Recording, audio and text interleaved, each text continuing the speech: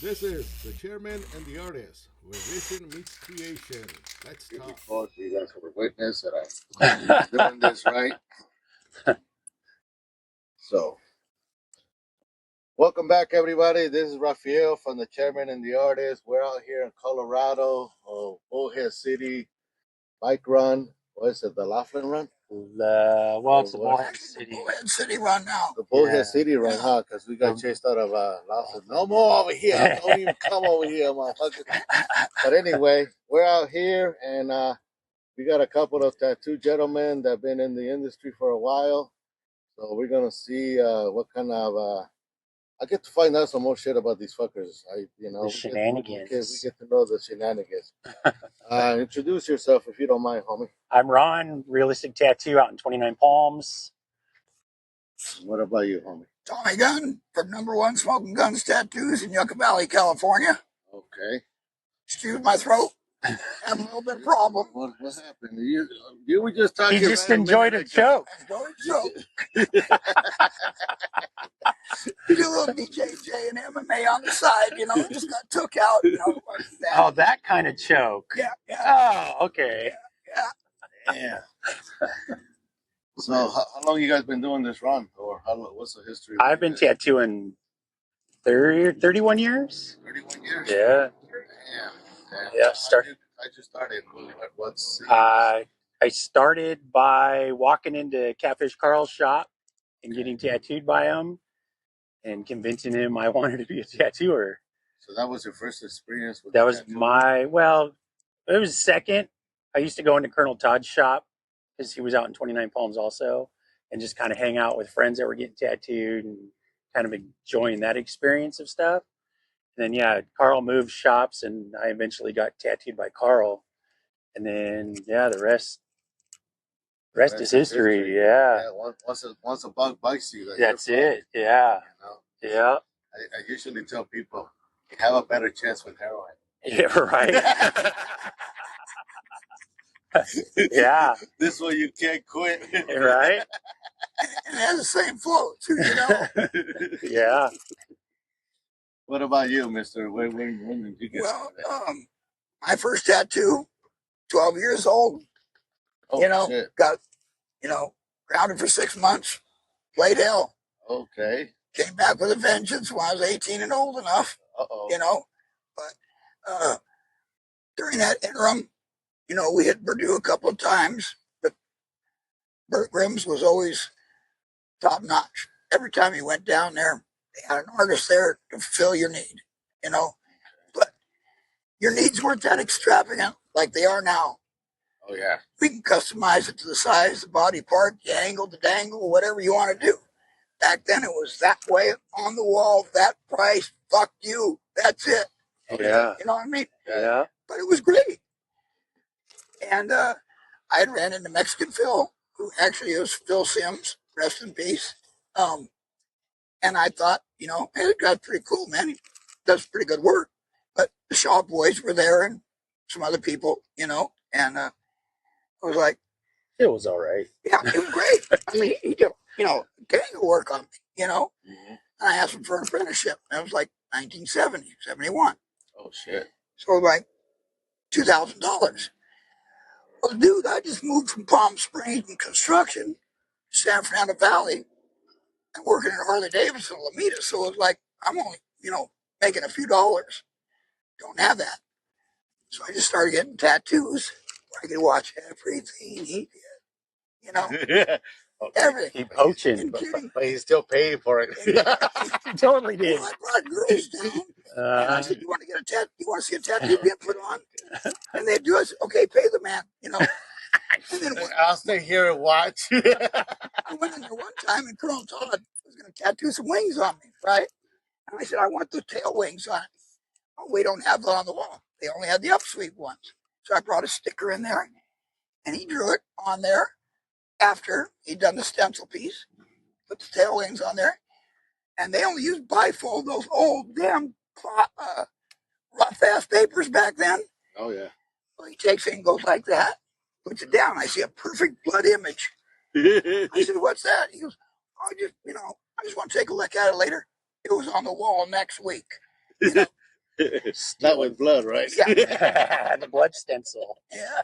And then I took a little tour through the State Department, from 92 to 98, and when I got out of there, I was in construction, but I ran into Catfish Carl. Man, that Carl guy. My life changed. He ran me into so many people. I can't even begin to list the quality of people that he sent me to. Took me to his heart, We all have somebody that changed our lives. Yeah. We all have that one person that believed in us, opened the door for us. Yeah. We're thankful to those people. He's the reason I ended up opening my shop. Yeah. He really is. Yeah. I walked into the shop and I haven't left the shop. I myself, when I had a shop where I had people working with me and everything, and some of the guys are my apprentice, now they own their shops and stuff. For me, I feel very proud to see these guys make it, this and that, Yeah. And even if they don't go open a shop, it's still just to. They don't have to open a shop. It's pure hell sometimes. Oh, no. But also to see that they go all the way to that level. Yeah. Some of them that have that ambition, I'm going to have my own place. Yeah. And others also like, hey, at least you gave me something to do and a career. Yeah. I have my kid. My kid works with me. He's been tattooing for 7 years now. He does beautiful work. It's crazy. And how is it teaching him? How is it to? It was okay, but you surround him around a lot of good tattooers where he can learn from, because he's still my kid, and you're trying to tell him stuff, and he's like, okay, whatever. But you surround him with other good tattooers, and he'll listen to them. So it's been good. Because I think there's a big difference between the apprentices right now versus the apprentices back then. They don't have the same tools. They don't have the same critics. They don't have the same thing. Back in the day, you do an apprentice with somebody. Had to be somebody. What's his word is law, and this and that. There's nothing for you to back check and this and that. Right now for an apprentice, it's got to be hella confusing when your master or your guy telling you, hey, do it this way, this way, this way. Okay, he's trying to do it this way, that way, and trying to learn.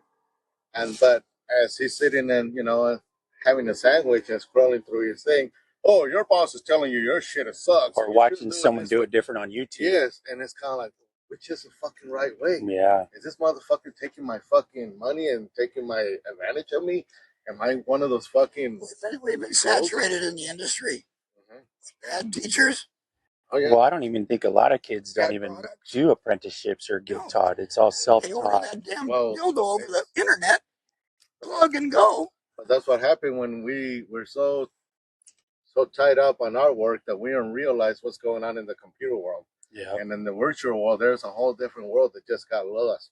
They let the genie out. Yeah. I'm finding out right now that I can get medical supplies through eBay and Amazon. Yeah, and you never used to be. Day, I could not get no fucking medical supplies unless you got a medical license. Yeah. Or something. You had to send a picture of the front of your shop in order to get from a supply house. Oh yeah, well, I remember those days. I remember, that demographics, all them people back then. We had to go through a screening. There's no more screening because we have, and some people, you shouldn't call it industry, motherfucker. It's industrialized now. Yeah. It used to be a mom and pop guy, people that were making machines. Yeah. People that were. We still make machines. Yeah. Let's talk about your machines. Let's talk about your machines. The machines, came, ideally from Reaper Doug. Reaper Doug designed them in prison, and Reaper Doug worked for Colonel Todd in one of the shops, Fat George's.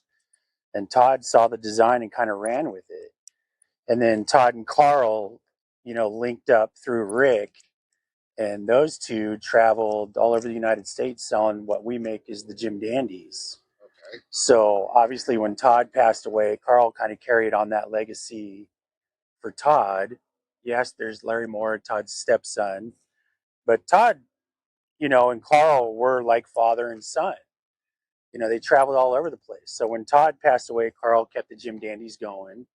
And then, the early 2000s, I started helping Carl make the Jim Dandies, winding coils, wiring everything up, and he would just spring them, tune them. And then once Carl passed away, that all was left to me. So we're carrying that on. And Carl was essentially a second dad to me. I mean, I spent 25 years working for him.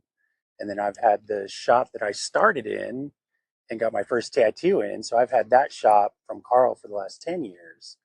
So walk in the door, get a tattoo, and 31 years later, I'm still in that shop. So and still making a product. Still making a product. Always carrying the torch well. You know what I think it's going to come down to? There's going to be the products that are still valued because they're handmade. Somebody's putting love and care into these parts and stuff. And then there's a mass production that, and there's a market for both. There's a market for people that are collecting because people are collecting hella machines. People are collecting. I'm still using Jim Danny's I got in 98. Yeah, I still use the 3 fucking machines that I got back in the 90s. Okay? Yeah. They still work. And I'm not one of those guys who collects machines, but I seen people open drawers and look, Raph, and like, holy shit. Yeah. And, and some of these guys, history. And some of these guys don't know how to tune them, so you just buy another one. Some people do not know how to work on machines. No, and that's the thing that it's hard to believe what's on YouTube, what's real or not. Some people don't even know what a coil machine is. No. And I had somebody call, so what do these batteries do? Right. And I'm like, first of all, that's not a battery. Yeah. That's a magnetic coil. Yeah. It's like, well, the other coils work on batteries. Yes, they all work on batteries. Everything, you can plug a battery into it. Oh, yes. Yeah. You know how to do the old school. Yeah. And that's the thing, that a lot of us are not being taught the history. Yeah. Or even care to. I made my apprentice have to do a stencil, acetate stencil. Mm-hmm. Oh, learn the old school way? Fuck yeah. They got to make a needle. Right now, I have my. You don't have to make a box needle. I'm not, greedy. They got to make a needle. I have my daughter ask me just recently for an apprenticeship, and almost teared up a little bit. But I said, yes, I'll be planning to. It's scary. It is. Morning. It's because it's scary teaching your kid. Yeah, you don't want to be too hard. You don't want to scare them away, but you also don't want them to make mistakes. Yeah. Some of these makes. And nobody coddled you when you were apprenticed. Oh no, man! No, there was no cuddle ties back in the day. Carl coddled me. Yeah. But you know what? I did have a homie that did say, "Good job, you did good today." Yeah. There was more than once a week that I didn't go home getting yelled at. I went home like, "Hey, good job, homie. That piece that you did, I saw you went over." Yeah. So those things are fucking really good for the soul as an apprentice, especially hearing it from your master. Yeah. And he would do that. He would actually work on the positive.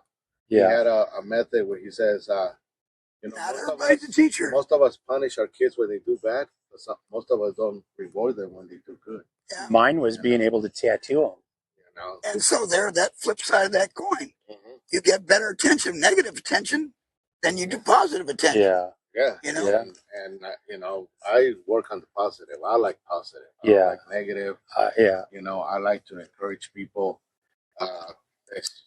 Unless there's a lot of stupidity around you.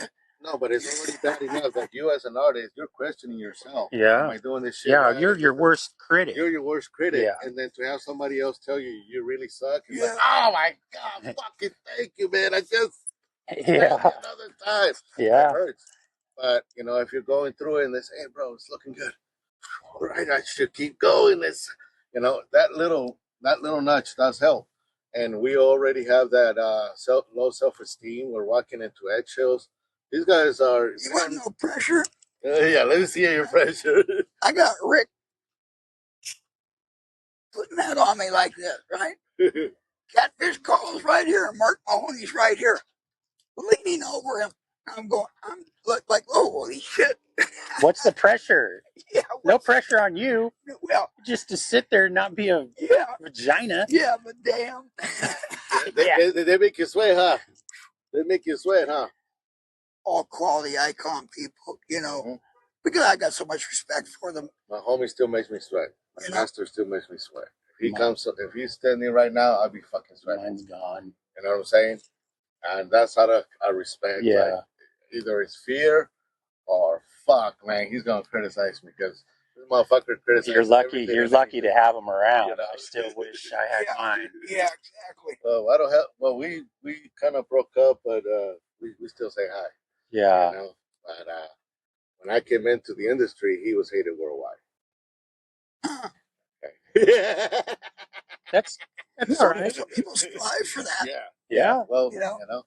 Yeah. not every, it's kind of like not everybody has the same entry, not everybody has the same thing, but it's cool to hear from others. It's hard when you spend so much time with someone. You know, I mean, Carl and I had our moment, you know, and then I got scolded by Rick. You know, Rick stopped by my house. Rick stopped by my house one year right after this convention, and he chewed my ass over Carl and I having our moment. So yeah. I mean, it happens. Yeah, because when somebody takes you under their wing, you're following them everywhere. Yeah. And it's all about tattoos, and you're learning. You become part of their life. Yeah. You're learning how is he going to handle this situation. Yeah. How is he going to handle this situation? And then, two tattoo artists are about to fight. How is he going to break it up? Which one is going to there was no. We had one's going to stay. We had Dave Allen in the shop, and he ruled the roost. And Carl wasn't there, so we had an enforcer. Yeah, he definitely was the enforcer. Yeah. Yeah, he came up with Rick and Mark Mahoney and all that through Fat George's. So yeah, he was the enforcer of the shop. It was his way or go home. So yeah. Could you describe any time that you got into trouble or anything? If there was times if I would set up and have someone tattooing before he got to work, he would accuse me of stealing jobs from him, and he would tell me to go home. Oh shit! You went to the little bit of a Shark Tank. Oh yeah. How about you? You got anything like that? I'm not putting them on the air. Me and my friend me and one of the other guys had a situation like that where I'm outside cleaning. Shop is not much going on, so I'm outside cleaning. And this come on, Bert. And this girl comes in and she just I open the door, she walks in, I'm outside cleaning outside, and my other partner, he's in there. He says, "Hey, how can I help you?" I'm looking to get a tattoo, but I'll be back. And then she kind of leaves, and she forgot my name, and she comes back no more than 10, 15 minutes. And by then, my homie says, "I'm out of here. I'm going to go lunch." He goes to lunch. The girl comes back. She says, "Is there a Raul here?" And I said, "No, I'm Raphael." "Oh, yeah, that's the one I'm supposed to ask. I'm supposed to ask for Raphael." I said, "Yeah, you just came in a minute ago." "Yeah, but I thought you were just the working guy, the Mexican guy cleaning the stuff, I'm like, "Okay, that's interesting."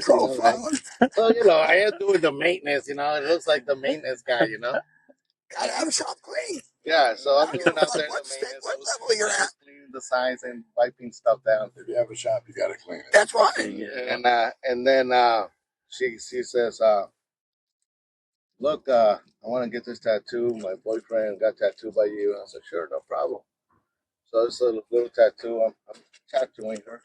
Homie comes back from lunch, and right in front of her, "You motherfucker, you stole my client. This girl came here a minute ago, and I sold her the tattoo, and you fucking little weasel, you fucking Mexican." We used to get racial. It was funny, And the girl is just like horrified that this fucker's talking shit, and I don't finish it. So I'm sorry you have to deal with this. I'll take care of homie as soon as we're done. And after that, we got into it in the back. "You motherfucker, let me tell you something." Yeah. Yeah. We were both starving. That's the thing too. I mean, that's and when you're both starving and you're hoping something comes in and one comes in and it could be a fight. I could see it from his point of view too. Dirty fucking Mexican. Yeah.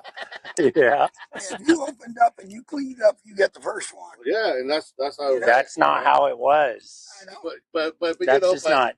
Yeah, not with Dave. Yeah. And sometimes, if you sold it and this and that, or whatever, or they came asking for you, you should not have somebody else. Sure. Yeah, you're also competing with your boss, the other guy. And can you do this? Is this something you want to do? So next thing you know, did I take something from my boss? Is he gonna fucking yell at me when? Yeah. You motherfucker! You went after her because you saw her titties. Right. Like, no, man! You told me to take one. I've been trying to get that girl. Like, motherfucker! I know, take that out. No, you were also being accused if you take a pretty girl, this or that, ahead of a guy or this or that. You would get accused of sexual preference and shit like that. You know, so because it was true. Fuck, you gotta. Can I testify this? Somebody's always going to look at that tattoo. You know, where'd you get that tattoo? Because it's on a pretty girl. You know, you could have 4 new tattoos. I'm not even going to look at it. Yeah. And if you impress a pretty girl with your tattoo, that's the best advertising you can get. Yeah. She'll be out there talking shit for days. She'll look good. She'll model. She'll bring other clients. Other girls want to be like her. There's so many people that monkey see, monkey do. Yeah. You know, we live in that era right now. I got 2 beautiful twins right now. They're a friend of mine's daughters. So identical, you can't tell them apart. I swear to God. And they're so wonderful. So great. People friendly, client friendly. They call the damn clients 2, 3 weeks later, make sure they're still taking care of it, need any help. I mean, it's a different world now too. There's a lot of females. A lot of females. Yeah, we had a girl. Versus back in the day. It was all outlaw before. We had one that worked for us for 17 years. I've been tattooing my granddaughter a lot lately. Oh, yeah? I had to warn him because he was trying to do the big hit on a chick. Can't do that one. And I brought Ken with me this time, Ken Lightcap. You know, he's our artist in there. It's like, we've got a winning crew right now. Winning crew, you know? Guys, if it wasn't for Catfish, I wouldn't have that shop. Yeah. Are you guys adjusting to the new computer lifestyle? Are you guys having to do all the TikTok and Instagram? I'm still fighting with my iPhone. Carl was a good guy. Yeah, I always got along really well with him for many years. Yeah, he's definitely missed. So I'm still fighting with my iPhone. I'm computer challenged, bro. No, thank you. You're retarded. After this morning, no. Like, Carl was a good guy. It's a different challenge, you know. We're not just tattooing. Now we have to do social media. I don't do the social media. You're not doing social media? No. You refuse? I fell around with Colonel Todd for a while, too, when he was live. Yeah, Colonel Todd had the shop in 29 Palms. So when I was younger, 17, 18 years old, we used to go into Colonel Todd's shop. Carl was there. Dave Allen was there. And we had Larry Riggs in town. They both came up. At Burt Grimm's, too, because he had the barber smock on. You know, that shirt kind of thing. Yeah. Always wore that. So, Larry Riggs and Todd came into 29 Palms together and opened up shops opposite town. That was it. So, Larry was always at the bar. If you needed him, you had to go to the Virginian to get him if you wanted tattooed. So, what kind of hours were you guys working back then? 5 to 11. 5 p.m. to 11 p.m. It's weird, the fucking different hours. We're a military town. Oh, so there's no point in being there's no point in So it was 5 to 11, except for on the weekends it'd be 10 to 11. There was only 3 tattoo shops in the town too. Oh shit! So it wasn't like it is now. I think we have 12 just in 29 Palms. So you'd get out of there at 3, 4 o'clock in the morning sometimes. At any time, did you feel like some of these should have been Molotov? To this day, they should be swept down when calling of the herd. They got their Amazon kit. There's a shop. They can open up a shop. That opened up too close to us, and the hardest thing for me was to keeping motherfuckers from destroying it. There was more than one mean guy from my tattoo clientele that was saying, "Oh hell no, Raph, this is not gonna fly. I'm gonna have to go do something." I'm like, please don't do nothing. Please don't do anything under my name. Yeah. And it wasn't me that was bent over shape out of it. It was my clientele. Well, I mean, at the end of the day, they're taking food out of their mouths, you know? A long time ago, you kind of went and introduced yourself and saw, hey, I'd like those days are way gone. Those days are way gone. You know, they got rules and regulations and places to complain to. 20 years without a competitive shop. We were there. Carl opened up the shop in 92. It was still, well, Todd died in 93, so Larry took over the shop, Larry Moore, his stepson. So it was Todd, it was us, and then Larry Riggs. And it was that way, 92, early 2000-ish, probably. Someone else opened up in town. They didn't last long, but then it just kept, the flow kept coming. Yeah, I know. I got lucky.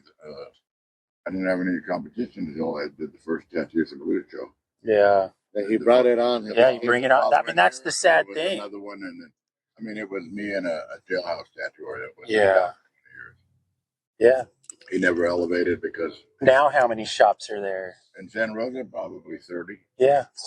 Yeah, it's crazy. You got Santa Rosa and Runner Park are right next to each other, and then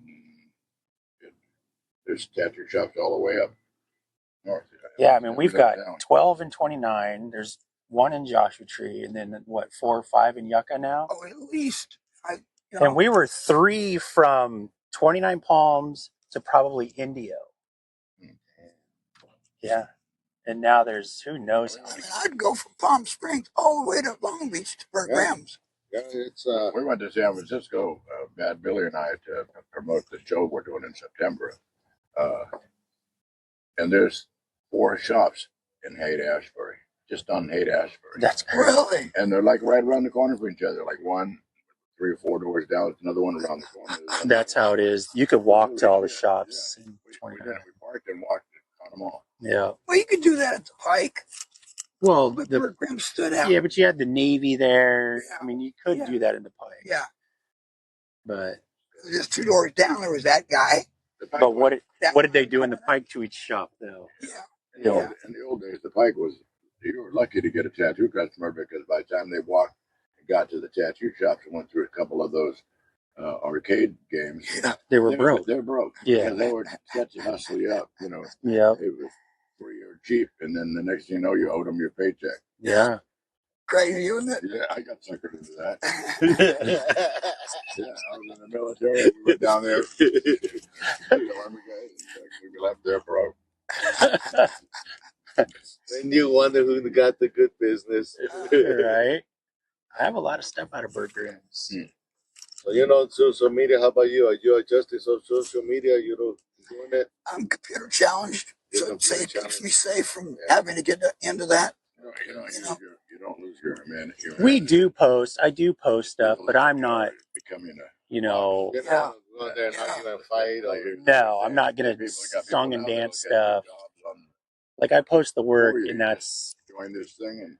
A few years back, I noticed there was a big disconnect where to talk to nobody. There was a lot of young artists coming in. What's up with that? Tattoo shows, going to be not knowing that they're rock stars, old schoolers. Yeah. These guys were somebody. A and I and all that bullshit. And crazy, man. at the same time, the old schoolers, we're so concentrating on our work that we didn't know that this computer shit snuck out behind us. Luckily, it was meant for a good thing. Oh yeah, it's gonna get worse, homie. It's about to. I get a lot of people bringing in a lot of AI images to us. Oh yeah. So the guys that took over my shop, they rely. The clients are 100% AI now. Yeah, the clients are doing that. Shit. No, everything's on there. They got a stencil machine that'll make it perfect. Yeah. If you can't follow the line, you shouldn't be doing it anyway, right? So I do use the iPad to draw stuff, but it's the same as using my light table. I'm taking their image and I'm just redrawing what they want.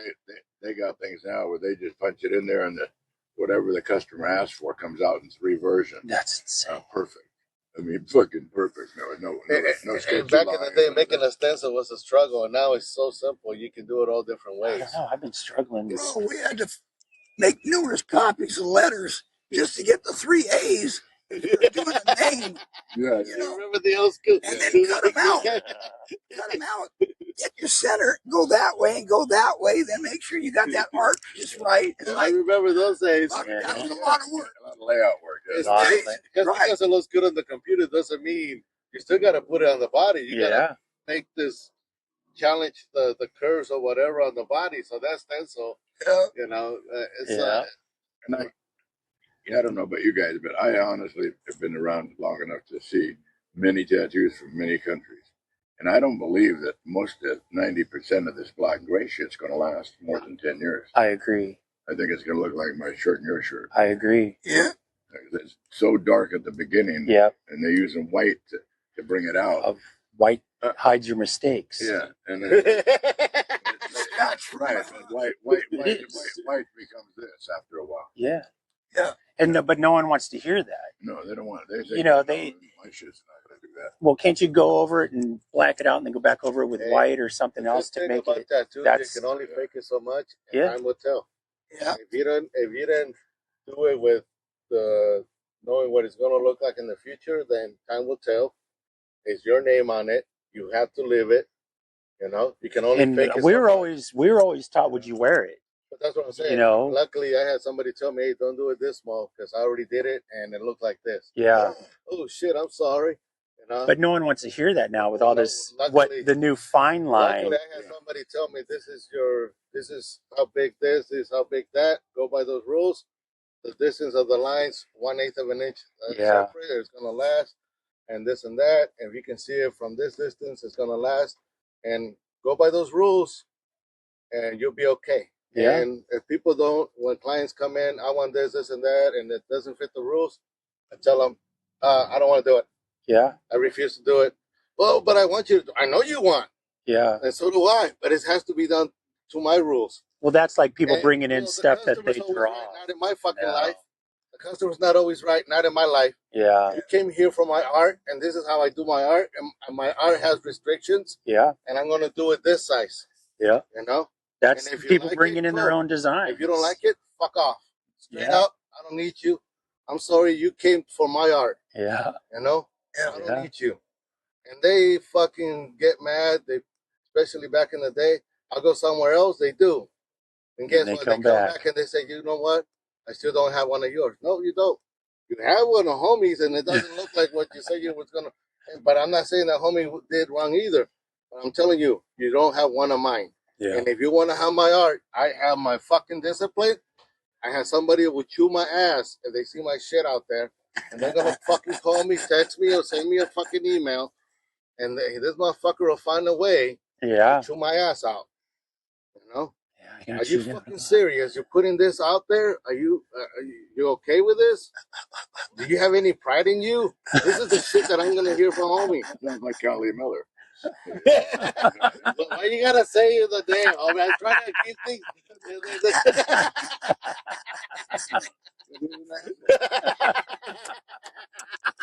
I mean, he's my friend and everything, but he's an asshole. Well, yeah, but I like to live up to his rules. Yeah. You were there, the second Tattoos and Blues.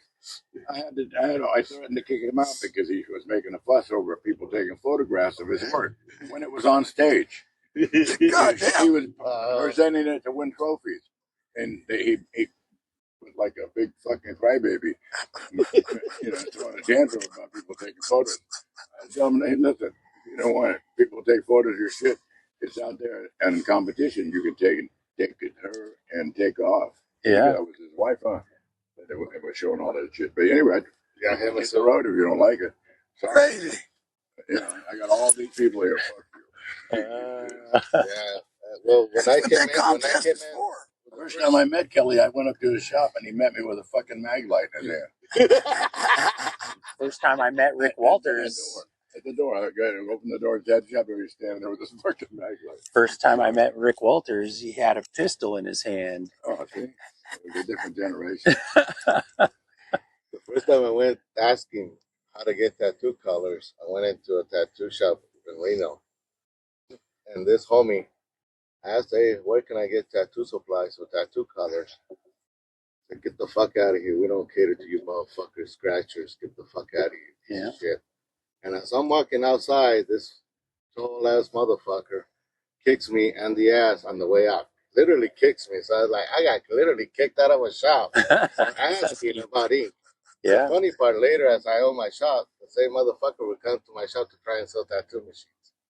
You know, and I had the decency not to kick his ass on the way out. You know, but it was different times, Yeah. this and that. But it was funny when I tell people that. I'm like, just for asking about supplies, you could get your ass kicked. Yeah. Literally. Yeah. You know, and yeah, I had to get everything through like Carl. coming in trying to buy a needle. You know, what are you gonna do? Go have a tattoo party with one needle? that's it. Yeah, they would have. Yeah.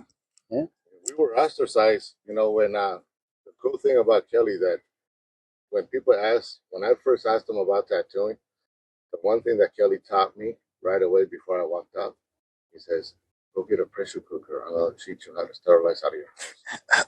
So I need you to be clean. Sterilize. How did you used to clean the needles?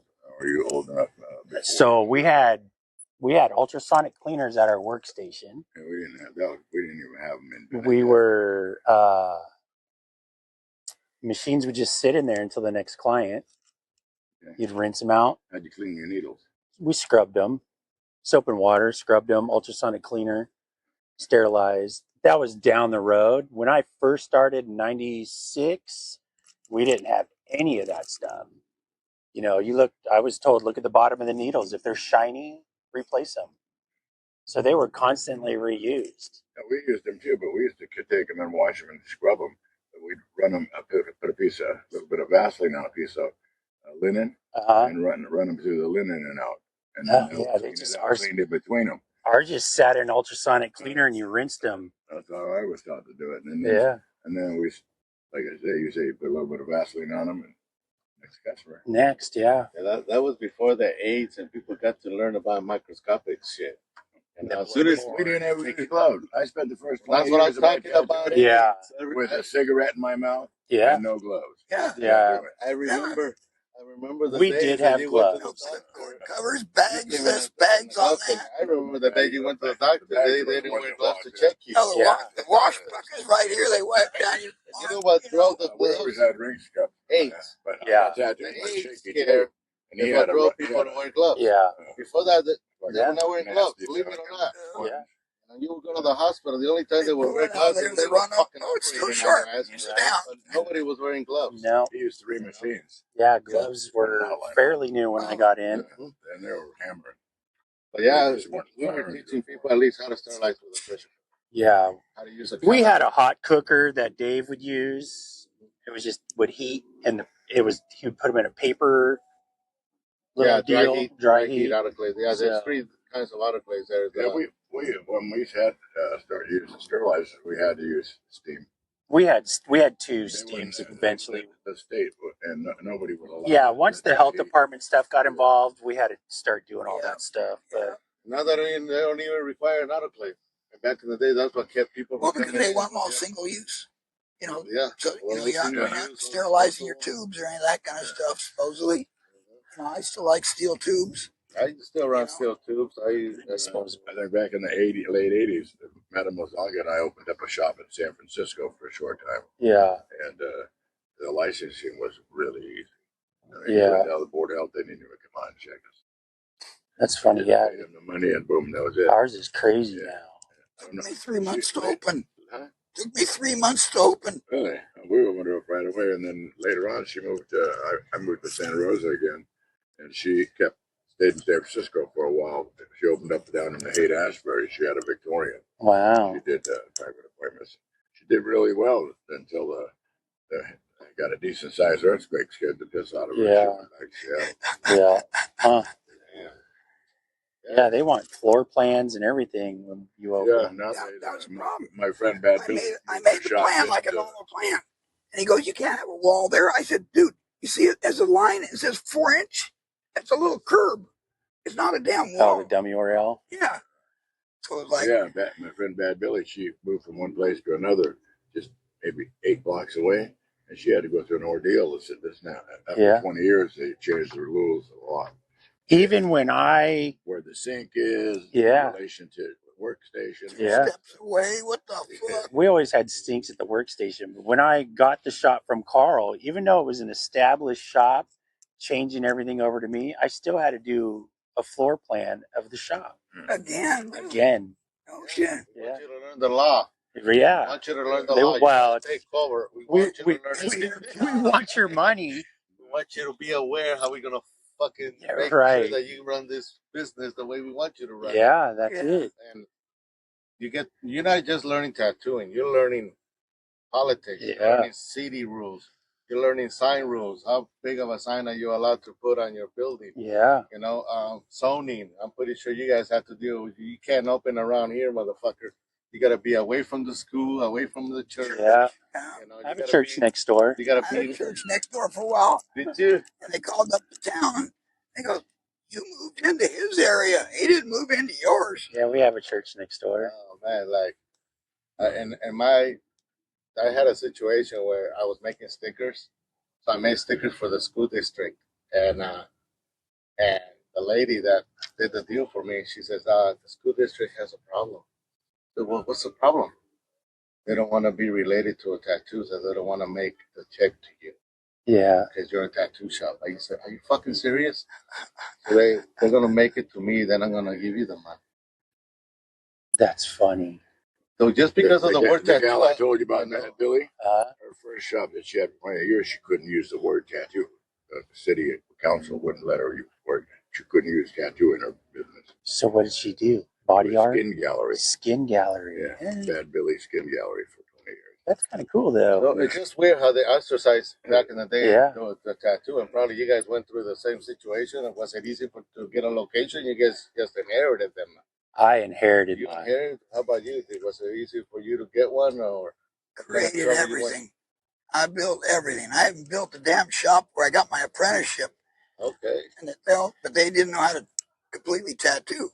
They got me into rounds. I ran into Corey Miller. Oh, He they showed did me not know about how to tattoo. 7 mags. And I designed a tattoo for my old lady. Again, I'm watching. So I go in there and he tattoos her to show me how to use a mag, right? And he, one thing he said, "You're there for 8 hours. You got this nice chair." So I've always taken this with me and I've always told people. He said, "You're there for 8 hours. Be comfortable. The client's only there for a couple hours." So I've always remembered him telling me that. Take me under his wing and give him, hell, it's just a few little things. You learn something new every day. If you learn from the right people, it's good. You know, if I was on a little donut and I'm spinning like this, and I'm like, God damn, my back hurts. Well, hell yeah. That's, You know, that's why I made my products. just bring that little mail stand right over. You know what my boss told me when I took over the shop? Make it so comfortable for your guys that they have a hard time leaving. Yeah. And all my guys have comfortable situations with their chairs and tables. I take care of them. I cater to them. Make it so comfortable. When they do leave, they'll notice. Man, can I come work for you? Really? You'd be surprised. Carl didn't give a shit. That's different with the new generation. Here's your Yeah. spot. Make yourself comfortable. They lost 2 tattoo apprentices and 2 piercers within 6 months. I just lost one. That was too mean. I told you to back One up. of them was one of the tattooers, and one of the piercers was hiding money, charging one thing and paying another at the end of the day. So much of that bullshit. Yeah. And then it was just petty change too. So, but they risked their career. Another one thought she was better than she was and decided she was going to go on her own already. And she had no. I see that. We have one of those in Yeah, town. I mean, they're good artists and everything, but tattooing, they don't have no skill. I mean, they're just breaking in at all. Shit. Well, we all learn one way or another. That's we have right. to learn by experience. We have to learn by trial and error. And sometimes I had to learn single needle trial and error. Yeah. Because single needle was a big thing. I mean, Tony Olivas, all his flash was single needle stuff. Yeah. And you had to do it. And people would come in, and I had only been tattooing a couple years. It was a big evolution. Everybody wanted it. Everybody wanted it. Yeah. I watched Fine people. line. Everybody was run 7s, and then they went to 5s, and then they went to 3s, and then everybody wanted single needle shit. And then after that, they went back up to 3s because the lines were a little bit more solid. You can get a bug pin 3, extra tight bug pin 3. When I came into the industry and single needle, And then I worked my way up to the other way. Yeah, that's Apache Jill did my whole leg in one day in a single needle. yeah. Because all her stuff was single. Yeah. Yep. And then I had Made a lot of Dan money off of Cameron go Apache over Jill. it all. Yeah. He went over everything except for the skull. Oh, Nice. Yeah, because it was just going away. Most of it. Yeah. You worked with Patrick Jill's Flash? Yeah, it was all over the Yeah. wall. We still have Flash on the walls, but yeah, Yeah, Apache Jill's stuff was She worked everywhere. Cherry Creek stuff She everywhere. ran my Ukiah shop for a while. Oh wow, yeah. And her old man at the time he passed away, but yeah, he was a big motherfucker. He was a great big grizzly biker dude. We have all the Jack Rudy stuff up. Oh, yeah. We have all the old '90s. I got a whole bunch of Flash Flash. up. I got some Somebody books. was commenting yesterday, going through the book saying, wow, look at this stuff's from the 92. And Good. oh, look, this is from So old. these guys weren't even born yet. Nope. No. On the dates on the press. It's like, yeah, it's antique. Yeah. Yeah, it's crazy that I'm looking at some of That was the new. books that I bought because I got a library of books. Some of them that I bought for $100 are now going for 3,000. Yeah, it's crazy. 2,000 and shit like that. I'm like, what the fuck? Yeah. And some of them are really mistreated, but I love them. You know, I have a big collection of art books and stuff like that. I'm Yeah. pretty sure you guys, Yeah. you guys got books too. Books. That was a way to survive back in the day, It was. right? Yeah, reference books. Reference Yeah. books, Tattoo magazines. Tattoo magazines. my Yeah. old shop's filled with Flash. This We one had looks like for the bird models. We drones. used to use Playboys and penthouses. Yeah. To draw girls out of Yeah. Yeah. We wanted girls or this that we would use that. Great for pinups. Yeah. Yeah. We would also use teenager magazines for cholo art. Yeah. We had Lowrider magazine. Lowrider Yeah. magazine, teenager magazine. You know, or people would bring in the men. You know, the clients. Yeah. Hey man, can you do this cholita? And you know, you're like, fuck yeah, I get a challenge. Yeah. Let's go. You know. Well, that's the only way you would get to do anything like that until Yeah. Pinterest. Yeah. Then everything went haywire. Yeah. It's a blessing, but It kind of double is, snap. but it is. It's a double, it's a double sword. You know, kids don't even know what Flash is. They'll walk into the shop and ask if there's anything they can look at for tattoos. I'm like, man, the walls are covered. And they don't realize that that's what that is. Yeah, that's a whole different world. Yeah. Like the guys It's almost scary. It's all on the phone and on the computer. They don't Yeah. have no flash showing. They have nothing to show who they are other than all this fancy stuff that looks like somebody's office. No, they're selling Yeah. an app. They're selling an app. They're selling an app. Yeah. So they're trying to get tattoo artists to sign up for their app. And you get designs off of it? No, I think all it is that you end up, when somebody search or trying to get the clients to search, that's the thing. How are you going to get the people away from Instagram and some of these big platforms? Right. And shit like that. Yeah. So yeah, right now the apps are going like crazy and they see a lot of money in the tattoo industry. They think there's a lot of money, but there's not. You know, there's a lot of scavenging. There's a lot of dog eat dog. Yeah. A lot of don't talk shit about me, and a lot of you get keyboard motherfucker. Oh yeah. Motherfuckers that when come the in show was and across the river at the riverboat. Yeah. When some guy next to us was tattooing away, and another old school tattooer, I can't even remember which one it was, but from the East Coast came over and punched him right in the fucking face while he was working. Told him to don't ever say shit again or something and walk off. See, that's why I got it. That's what drew me to tattooing. It wasn't, I don't know. People were real. People were real.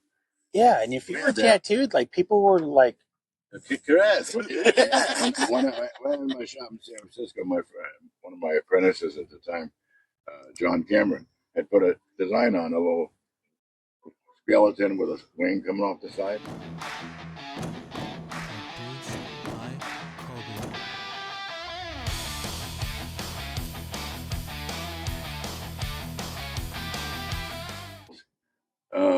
Saw it in the bar, and they were wired and drunk, and they cut it off this fucking kid with a buck knife.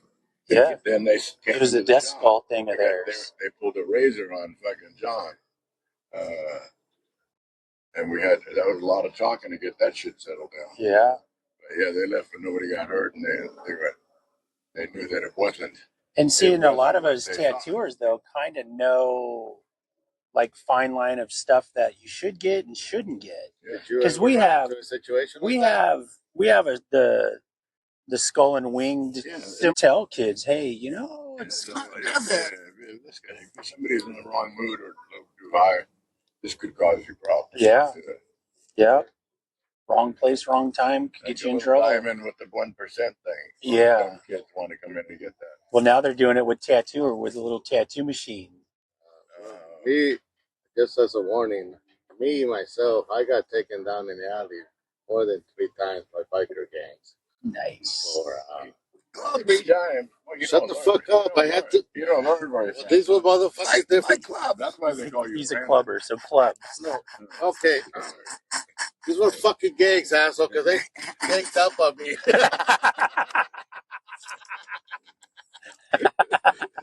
These were over tattoos. Bunch of gay bikers. Over tattoos that I did on somebody that supposedly was gonna be getting out, and at the same time, they're like, "Hey, bro, you're not to finish this tattoo no more." Well, aren't they supposed to come in with other club members Well, to they get did. tattooed? No, I did. did. I did. Yeah, but at the I put same an X time, on the guy's back. Yeah. Over his patch. I mean, an X like this wide. Yeah. And then I blacked them out solid. If they said, "You have any money?" No. Just cover it up.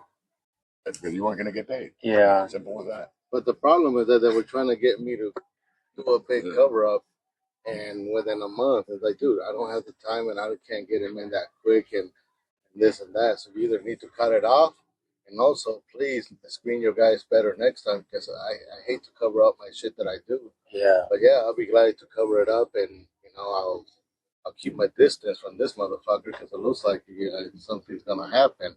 Yeah. Sometimes they would bring those guys in all beat up, and you'd seen them before be a tough guys, pushing people around, and all of a sudden they're sitting in your chair all lumped up and acting like subservient for sure.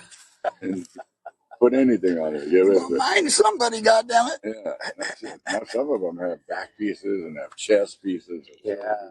I black all that out or cross it out so the club was happy. Yeah. Yeah. And the other thing that happens is just I said something that I shouldn't have said out in public, and it got out to these motherfuckers, and they say, "Keep your fucking mouth shut from now on." Yeah. Never talk about this. Well, you used to have to earn your tattoos anyway. Yeah, but I got stupid that day. Part. I got stupid that day. It's one of those things that I got stupid, and I said something stupid, and I had to be put in check. So it's a warning to people. You got to be careful what you say or how you say it. You don't know what kind of day that person's having. No. And really, unless you're part of the group, you don't know what all the rules and regulations are. And this guy might be the club enforcer or something. And here you are talking shit to him. Yeah. It's his job to make that up. Might have been to Vietnam twice. Done some special force, trick shit. So it's dangerous. Sometimes you do a tattoo not knowing that you're crossing somebody's situation, and you think you're just doing a cool skull or a cool logo, and you're fucked. Yeah, you're fucked. You better learn how to answer to these motherfuckers. Like, I have to learn the hard way. Yeah. Sometimes my homie would stop me before I made that mistake, but sometimes I made the mistake, and another one. Well, I had another cover on me, and this motherfucker was trying to get me to say shit. So these fuckers wanted to know what the fuck I said to the undercover. And so, I said nothing.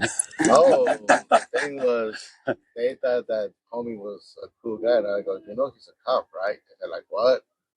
Yeah, your homie's a cop. Now you're a snitch. Shut the fuck up. But yeah, that happened, man. This motherfucker suddenly got scary on me. So you can fuck up. It's a fine line, and you don't know when you're gonna fuck up until you do it, and then you realize. So this kind of skull with this kind of wing, not a good idea. This kind of stuff with this kind of stuff, not a good idea. I was taught that from the beginning. What not to tattoo. We were always, Carl had a lot of friends in different organizations. Yeah. Right. And then Dave Allen that I worked with was in a club. So we're educated on like I would watch his club come in, and I would see how they would all respectfully do things.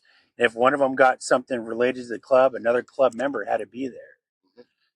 I watched Dave used to call me and say, "Hey, Prospect's on his way to the shop. Just make him sit in there." I'm like, "All right, not my club, but whatever." And Prospect would get mad, like, "When's he coming here?" I said, "I don't know. You can leave if you want." But it probably wouldn't be a good idea. And then, yeah, Dave would show up one day and prospects covered in club stuff. And Dave took it all from him, threw it in the trash. He's like, you haven't earned that stuff. So why are you wearing it? So, yeah, I learned quick whether you how like it or not, those you clubs work. might end up playing part of the game and you don't want to play. And I'm like, why do I have to act this part out? That's my... Yeah, I mean, that's the main reason I sold that. The quantity instead of quality. Yeah. You know, For them beating somebody up in the bar that was too drunk to understand what was Yeah. happening. Yeah, but so and now the newer generation seems to be a lot more polite, a lot more business orientated. Yeah. Not so tough guy orientated. My first Inkslingers ball, it was 96 or 97. We're next to Gilmani. And that's when all the clubs could wear their cuts, which I think is okay because then you know who's who and know where to avoid. And there was a bar right across from our booth. And it's Carl and I, Jack Rudy, Carl, and then Gil. Gil leans over and says, okay, kid, there's a 357 at the bottom of my t-shirt box. Like, don't be afraid to use it. And I look at Carl and he goes, no. And I'm all, no, like, are you serious? Like, I had been tattooing, 2 years, something like that? Yeah. Yeah, not at all. Not my fight. please come here and play soldier. Right? Yeah, But That's gone. That stuff's gone. And the last shit that got us kicked out of across the river there was There's guns. Santa Rosa. Yeah. All of those guys are in jail now. Yeah. Yeah, they fucked up. The younger, that was when the computer age just started with them. Yeah. And that was the new iPad generation. Yeah. But yeah, they were too busy trying to be tough guys because they were smart. Yeah. And they thought they weren't tough enough because they were smart. So yeah, they were excessively bullied. The new generation are back to the old school. Yeah. A lot of old guys that came back. More respectful. And the new guys that are in now have some sense, they're a little more educated as far as how to get along and survive and make money. Yeah. Yeah, no, it's changed a lot. Yeah. All right, let's get away. We got kicked out of the Queen Mary because of who was that? I think it was that had a shootout in the line to get in. Yeah. We were making money like a motherfucker. Yeah. Queen Mary was always a good show. Busier than shit, and it was like the second morning. Yeah. And boom, everybody out. Yeah. I had more than one client that was sitting on my chair. My clients were so possessive, having anybody get my attention. I have a client pull out a gun on another client because he was taking his time. Nice. Did you tell this motherfucker to fucking get out, Ralph? I'm gonna fucking shoot him. Bro, put your fucking gun away. Are you serious? See, I would like that part of tattooing. I want that back. I had two guys that I had to take their guns away because these motherfuckers will actually pull the gun when anybody interrupted me at their tattoo time. These fuckers were assholes. Yeah. Carl told me a story when he met his wife, Lynn, sweetest lady. He said, man, she sat down. Damn pistol almost fell out of her back pocket. He always had a pistol with him. Dude, you kidding me? Yeah. In Nevada, everybody was grounded. If you didn't have a gun in your shop, you're done. Yeah. I have a Always gun. better than not to have it and not need it than to need it and not have it. I always had a gun, and I always had a double-headed dildo. Yeah. And the double-headed dildo was the one that I would tell people to get the fuck out with. Yeah, threaten them with it. Yeah, I just pull it out. I said, dude, it's time for you to get the fuck out of here, or you're going to get dick slapped. And then we just started laughing and noticed that, oh shit, this guy's serious. It's crazy. Well, you sure wouldn't want to get that getting out. That was a good way to I got dick slapped out of that shop. Because they would laugh their way out.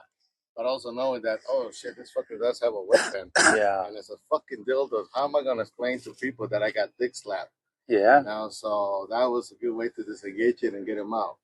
Because I had to deal with more than one asshole that thought they could come in and tell me what to do, how to do it. Yeah.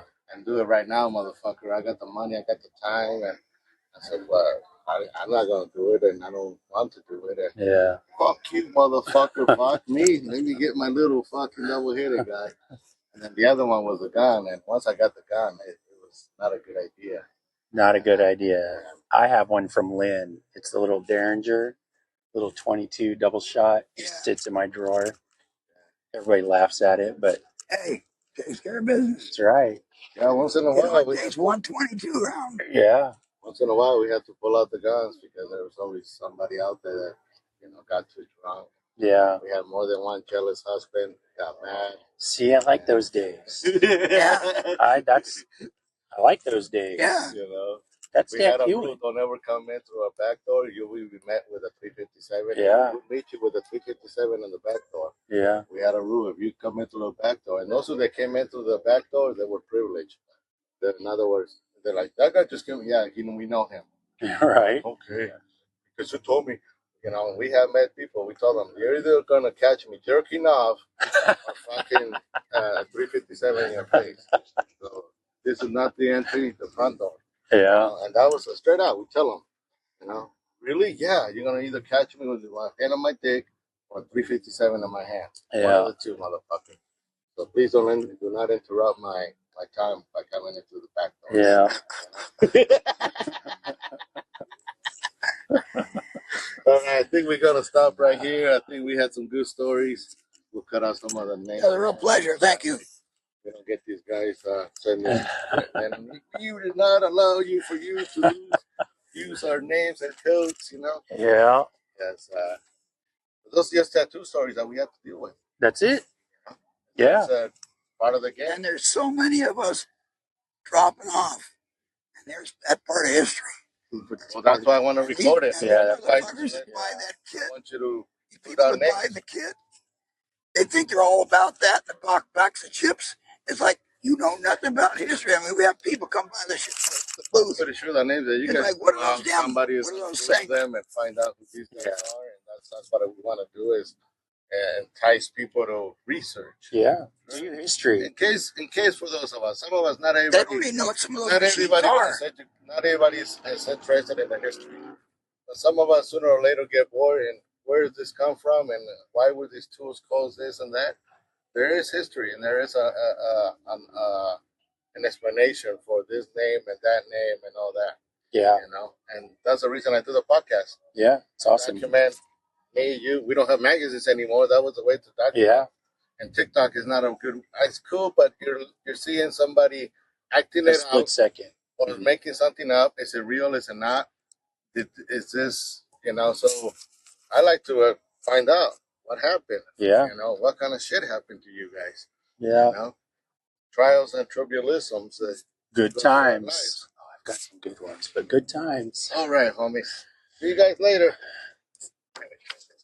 Thank you.